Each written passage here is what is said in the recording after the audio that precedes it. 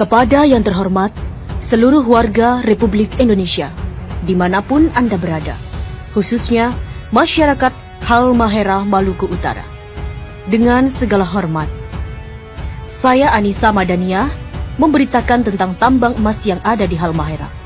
Pemberitahuan ini sengaja saya menggunakan bahasa Indonesia dan tiada satupun kata-kata intelek agar seluruh lapisan masyarakat bisa memahami semua apa yang saya tuliskan.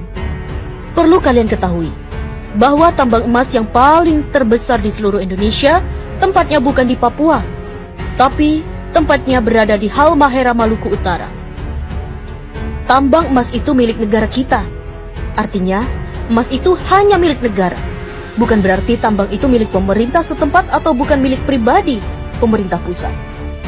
Kini tambang emas itu telah diberikan oleh Luhut Binsar Panjaitan dan Jokowi kepada pengusaha asing yang berasal dari negara Cina dengan dana investasi sebesar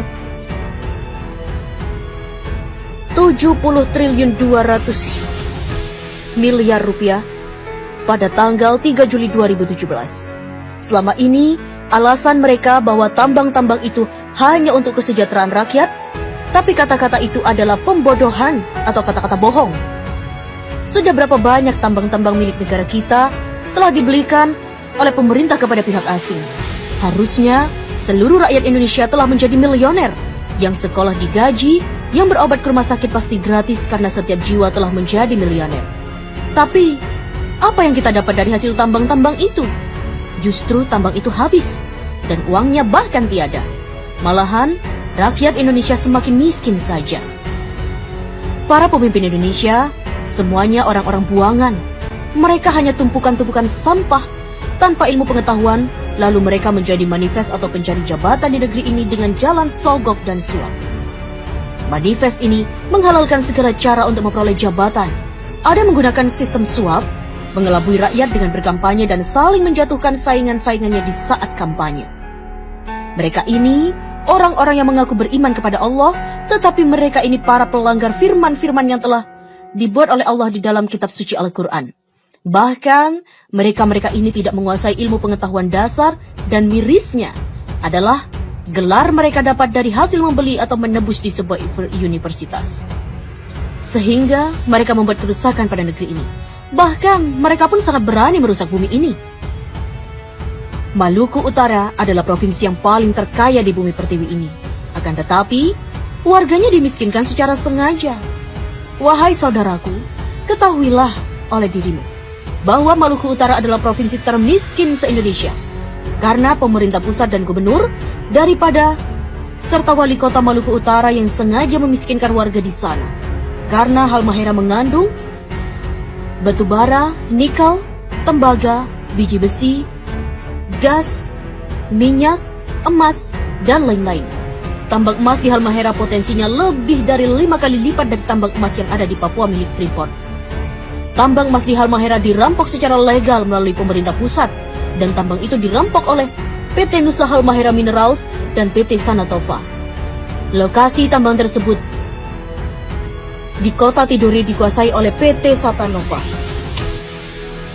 di Kecamatan Obat Tengah dan diberi jatah eksploitasi seluas 9.000 hektar. Dan potensi emas nggak bisa ditebak karena emas betat itu sangatlah banyak jumlahnya. Di bagian selatan Gosowong, Maluku Utara, dikelola oleh PT Nusantara Nusa Halmahera Mineral. Pada tahun 2016, mereka berhasil mengantongi emas seberat 10 ton. Di Pulau Bacan, di Obi dan di Kiowa. Ketiga lokasi ini, pasca pelantikan Gubernur DKI dan pasca pelantikan Gubernur Maluku, akan diberikan secara lelang pada pengusaha yang bermodal sangat besar. Ketiga lokasi ini belum dikelola. Lokasi ini berpotensi logam emas yang sangat melimpah ruah. Jika hasil tambang emas itu dibagikan kepada seluruh rakyat Maluku, maka provinsi akan menjadi nomor 1 terkaya di seluruh dunia. Tambang emas ini rencananya pasca pelantikan gubernur akan dilelang kepada pihak asing. Siapapun keluar sebagai lelang, maka dialah yang menjadi si penguasa tambang itu. Presiden, Wapres, Menteri, KPK, BIN, MPR, DPR, Gubernur hanya mampu menghabiskan seluruh tambang-tambang yang ada di seluruh wilayah NKRI. Entah itu tambang yang berada di laut maupun yang ada di daratan, semuanya diserahkan kepada negara luar. Sebab mereka tidak mampu mengelola, tidak mampu mensejahterakan rakyat, karena mereka bukanlah para pemimpin, tapi mereka hanya mampu mensejahterakan dirinya dan keluarga, partainya, dan pengusaha asing karena mereka adalah para pengkhianat negara dan mereka adalah perampok yang sesungguhnya. Wahai saudaraku, apabila Presiden Republik Indonesia dan rombongannya mengunjungi provinsimu, itu tandanya sumber daya alam yang ada di sana akan segera dirampok untuk diberikan kepada negara adidaya dan uangnya hanya untuk mereka-mereka saja. Bahkan mereka selalu berhutang pada negara lain dan bahkan mereka mencari para investor asing sebanyak-banyaknya.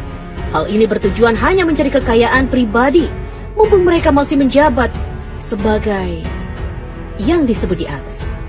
Saya Anissa Madania, putri Indonesia yang tidak takut terpenjara dan tidak pernah takut untuk mati. Wassalam. Mohon diviralkan biar sampai ke tangan para pejabat yang amanah.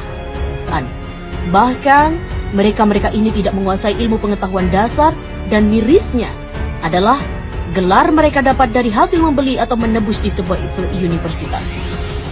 Sehingga mereka